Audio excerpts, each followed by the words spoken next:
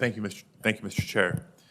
Before I begin my questions, I want to take a moment to remark on the significance of this hearing. As Chairman Durbin reminded us and noted at the outset of this hearing, over the past 4 years, the prior administration appointed 226 judges to the federal courts, almost 30% of the current federal judiciary. An overwhelming majority of those appointees, 189, were white, and nearly as many, 171, were men. Over the course of the prior administration, our federal judiciary became markedly less diverse. Today marks an important step in reversing that trajectory and creating a federal judiciary that reflects the America that it serves. This committee has heard and will hear testimony from 5 nominees, all persons of color, and 3 women. They have experience in public defense, prosecution, civil litigation, municipal law, and military service.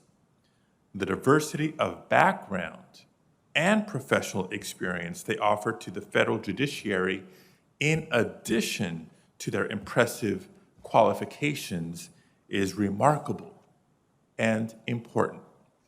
So I hope, Mr. Chair, and expect that this will be only the first of many such nomination hearings this Congress. Now to my questions. The first for Ms. Jackson.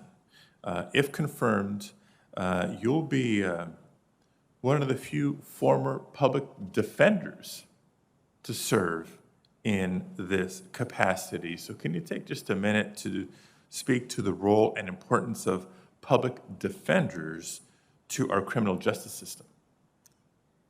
Senator, did you mean Ms. Jackson-Akiwumi? Yes, Jackson-Akiwumi. Yes, thank you. Yes, I'm sorry. Thank you, Senator Padilla. It's foundational. The Sixth Amendment guarantees the right to assistance of counsel, and the Supreme Court has interpreted in that the right to counsel in criminal cases when one cannot afford an attorney. This is important because the integrity of our system depends on it. Judges make the best decisions when they're presented with the best arguments from both sides.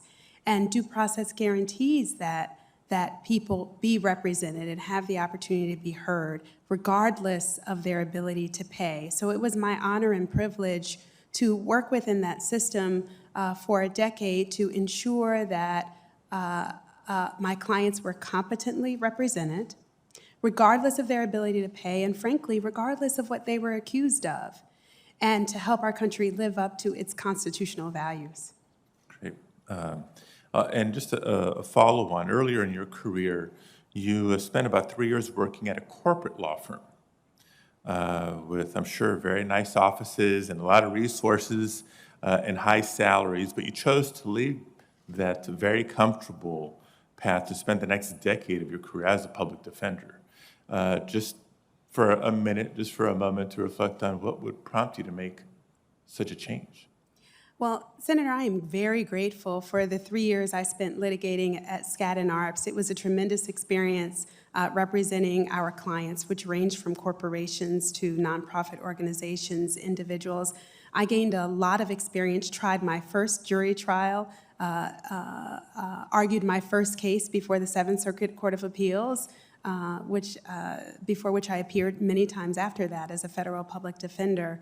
But I always knew that I wanted to return to public service. I began my legal career serving the public as a law clerk to 2 federal judges, and I wanted to spend the bulk of my career that way.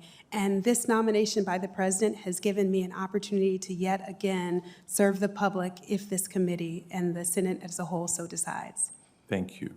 My next question for Ms. Brown Jackson. Thank you. In the 8 years you've served as a district court judge, you've presided over hundreds of cases. In that time, you have ruled for both prosecutors and criminal defendants, for workers and employers, for the government and those challenging governmental decisions. Is there an ideology or philosophy that guides your approach to judicial decision-making? And, how do you that changing, if at all, if you're confirmed to the circuit court? Thank you for that question, Senator. Not really a philosophy, more of a methodology.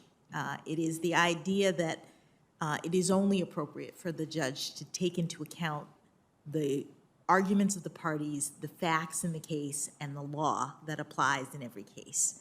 And I have found that if you do that, you can be consistent in the way that you're analyzing the issues, and you can set aside any thoughts about who is making the arguments, what advantages any side might take away from your opinions. If you have a fidelity to the rule of law that is grounded in looking at only those inputs, then I think you can rule without fear or favor, which is what I've attempted to do. I want to, as some of my colleagues have already done, thank you both for your willingness to serve, and thank your families for supporting your service, because I know it's not easy. But in the last minute I have left, ask you both to briefly comment on what it just means to you personally, for you and for your family, for you to be here with this opportunity before you. Well, Senator, I am fortunate enough to have an office now that is just a few blocks from the National Archives. And sometimes I go there and I reflect on the momentousness of my duties and the fact that I've had an opportunity that my grandparents would not have been able to even fathom. And it is the beauty and the majesty of this country that someone who comes from a background like mine could find herself in this position. And so I'm just enormously grateful to have this opportunity to be a part of the law in this way. And I'm truly thankful for the president's giving me the honor of this nomination. Thank you. Senator Padilla, I share a similar sentiment. I am the granddaughter of a sharecropper. 3 of my 4 grandparents had only a 4th and 6th grade education. But I also grew up with the precept, to whom much is given, much is required. And despite those humble beginnings, my family has always been one that valued education, and I have been given a top-notch education and top-notch experiences that I'm so grateful for. And I recall Attorney General Garland telling you all that he believed it was the highest and best use of his skills to be able to serve the country in this way now. And although I've not been a circuit judge, and I'm certainly not the Attorney General, I agree with Attorney General Garland in this moment now to serve as a circuit judge at the request of our president would be the highest and best use of the skills that I have, and such a way to thank my family and this country for the many opportunities that I have been given.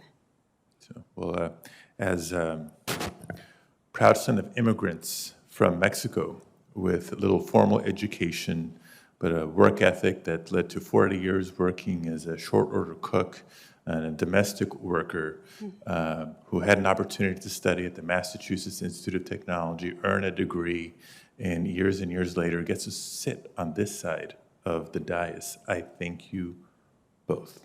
Thank you. Thank you, Mr. Chair.